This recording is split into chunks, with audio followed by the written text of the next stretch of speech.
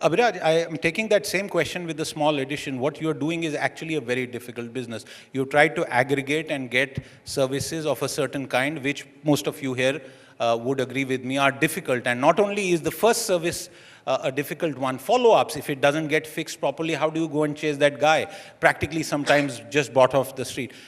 Abhiraj, from that point of view and the valuation matrix, explain it to our audience, those naysayers or doubters who say, well, these valuations are not worth the paper they are written on.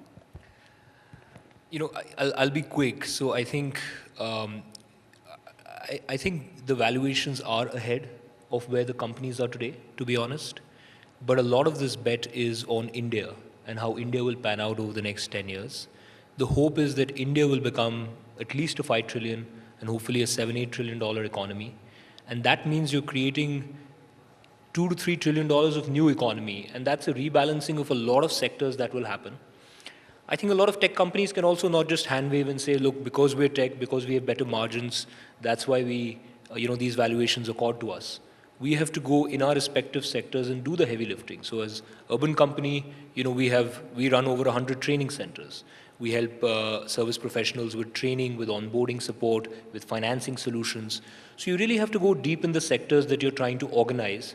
Because if you want a lion's share of that... Does your service technician who's on contract, sorry for the interruption, get paid better, the same, or worse off? I'm asking this question also in the context of the controversy we saw around the pay for drivers in a certain company, online cab aggregator. Look, we take great pride in the fact that our service professionals earn significantly higher than what the offline average is. There has been some recent controversy around this, and for those of you in the audience who might not be aware, there was some recent strikes from urban company professionals saying that we want better earnings.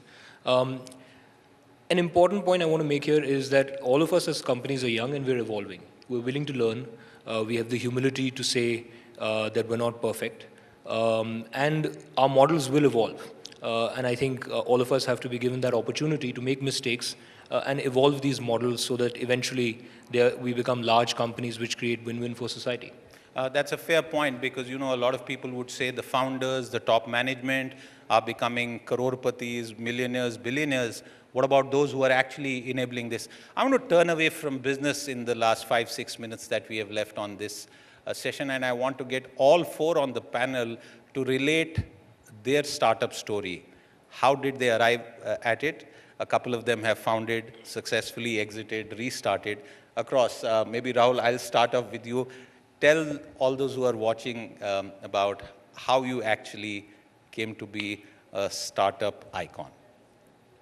So I think firstly, we are still in the journey. I think there's a long way to go. But we are into manufacturing and infrastructure sector. And I think what COVID has taught is that India really needs to continue to play a very, very important role in global supply chain. I think in our journey, I started with a mission.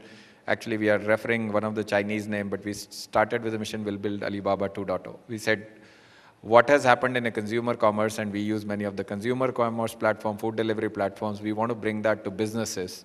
And I think we have been at it problem for last 5 years since launch.